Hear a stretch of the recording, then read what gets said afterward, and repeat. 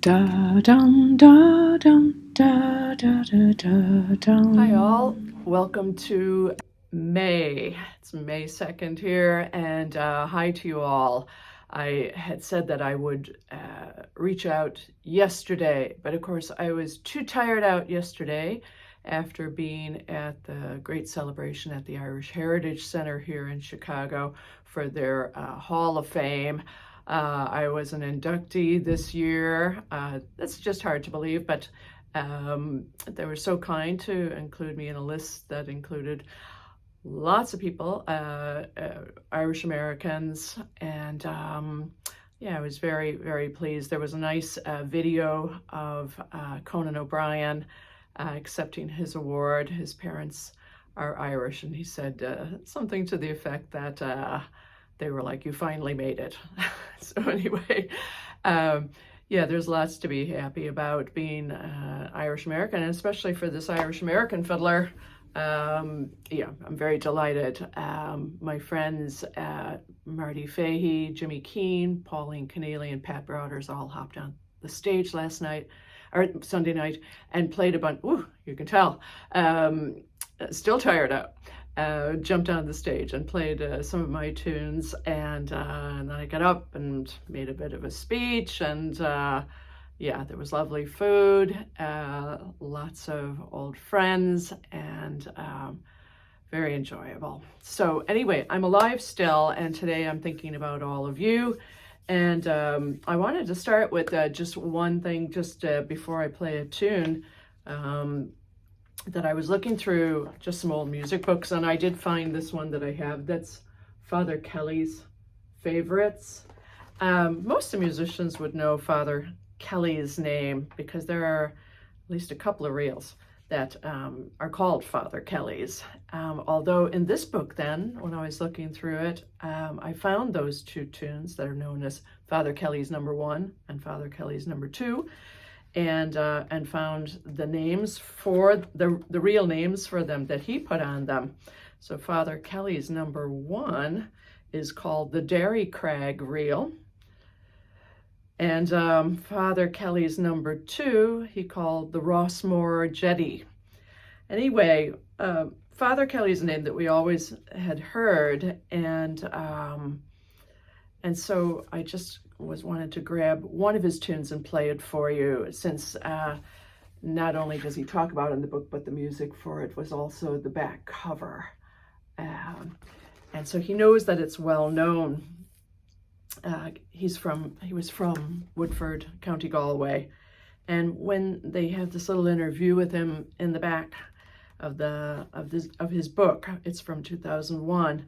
And so he was a priest and he was a missionary, and he spent a lot of time in Fiji. And I love this little part here when they say, when did you write your first piece of traditional music? And he says, it was in 1960 when I was home on holidays after my first 8-year mission term in Fiji. One night I was playing music with a group of local musicians in a place called Cappoquin in the house of a great traditional fiddler called Aggie White. As we chatted about music, one of the older ones said, "What will we do when O'Neill's 1001 runs out?" Half jokingly, I said, "We'll write our own." Most felt that this would be beyond them, but before the session ended, we had agreed to meet the following Tuesday night with our attempts at new tunes. When we met, we played the usual favorites. Towards the end of the session, a man called Stephen Maloney, a flute player and a founding member of the Ballinakillikilly band, asked, "What about the new tunes?" I was the only one who ventured to say that I had one, so I played a tune which I called the Loch Derg Jig.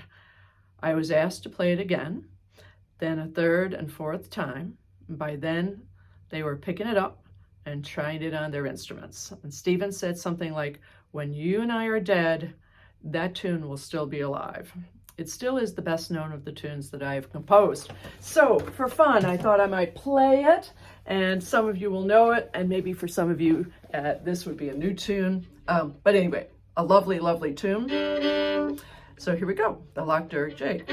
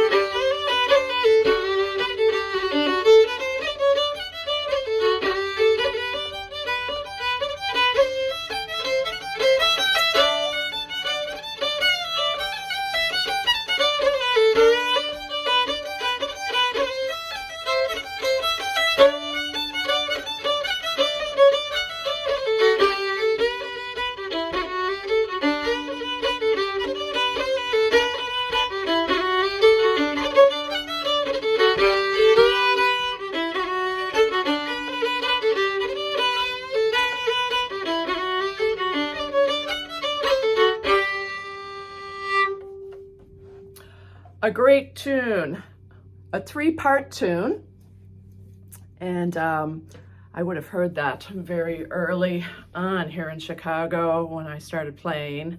And it occurs to me that, yeah, there was a Ceilidh band that would have recorded that tune. And again, this is from Father Kelly, who was a piano accordion player from Galway, from near Woodford. And yeah, and that's pretty amazing to think that was his first jig. Yeah, and I had one other thing that I thought would be fun to read about him, and this is from Joe Burke, the great accordion player. Rest in peace, Joe, who passed away not that long ago. And he was writing in the foreword of this book, and he said, he was talking about Father Kelly, and he says he had a clear, creative, and very musical mind, which is reflected in his compositions. He says there was a remarkable freshness in the way he structured his tunes, and they were suitable for any instrument. They appealed to musicians of all levels, and very soon they were being played around the world. And this is the little story I wanted to just pass on to you. Father PJ's old prefect car had not broken down one evening when I sighted it stopped in an unusual and unmusical location near the town of Loughrea. When I spoke to him as he sat in the driver's seat, I felt that he would have preferred if I had gone on my way. "I'm writing a tune, Joe," he said in a very quiet voice. I quickly got the message and continued to recycle my old bicycle. Well put by Joe Burke there. Any case, a lovely composer. Check him out. The tune I wanted to pass along to you this week is one that I wrote early in the pandemic. And I included one of two tunes that I had written for the Irish radio, RTE. So if you look back on our posts, there was one that was called the Flute Friendly Reel. And it was a tune that actually went after this tune, which I wanted to just play today for a couple of reasons. One is that it's a nice, simple tune. I liked the purpose in writing it. They didn't really tell me to respond to the pandemic when they asked me to do something for their series of composers writing music for them. The first thing that occurred to me to do is that I just wanted to do something that was almost like for children. And so my husband's family used to tell stories to my husband when he was little made-up stories about a mouse and a shrew. And my husband also made up tunes for our children, also Adventures of the Mouse and Shrew. So this tune ended up being named that. So it's a nice, simple tune. And that was kind of the purpose in doing it. I wanted it to be simple, and I almost wanted it to kind of tell a story, but for it to be for children.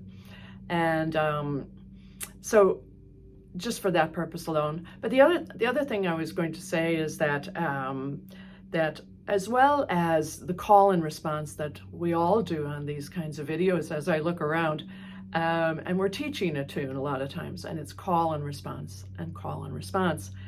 And I was thinking that in my learning experience growing up, and I know I've said this before, but a lot of it was start playing with this tune that you're hearing that you like, and start right now. So not even really sit back. As soon as I grasped any part of the tune, I would grab my fiddle.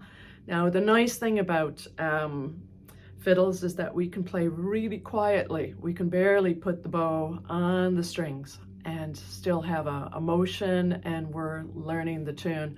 This is harder, I guess, for the accordions, and it's harder for the tin whistles, which is a loud instrument. No matter what you say, I often see the microphone go in front of the tin whistle because it's small, but in fact, it's very loud. And concertinas are loud too.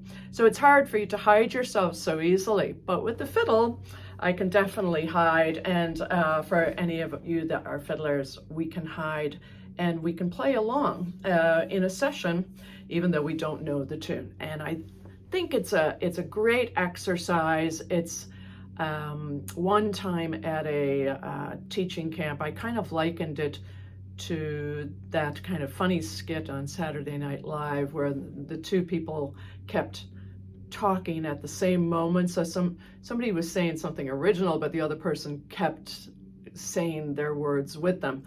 And it was almost immediate. The person following could almost say things exactly at the same moment. It was a funny skit, but we can do this with music too. And I think it's another great way to get a connection. It's an interesting way to get a connection with tunes.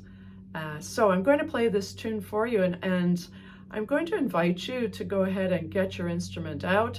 It doesn't go below D, so like the flute-friendly reel, it's friendly to the flute players and the whistle players, and invite you to hear this tune for the first time and try playing along. All right, here we go.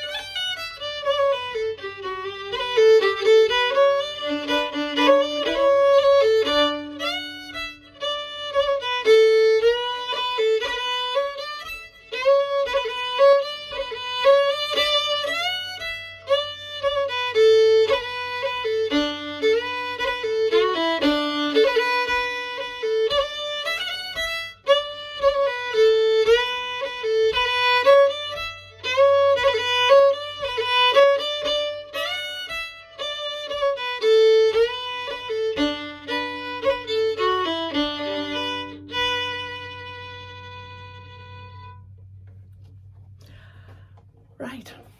So again, an invitation to just play along with that tune and not worry too much of what the notes are named. You can sing it in your head as you're learning it, and of course you can turn it off and see how much you remember. And let's hold off any notes this time and just say this is just one we're gonna do by ear. And that this is a good exercise. And you know, that's a slower tune, but you can also pick something. Maybe you've had a tune that's on some recording that you've been kind of enamored with and wouldn't mind learning, and you've been hesitant. I'd invite you to grab your instrument, sit down with the recording, and just go for it and try to play almost at the same time and see what that experience feels like.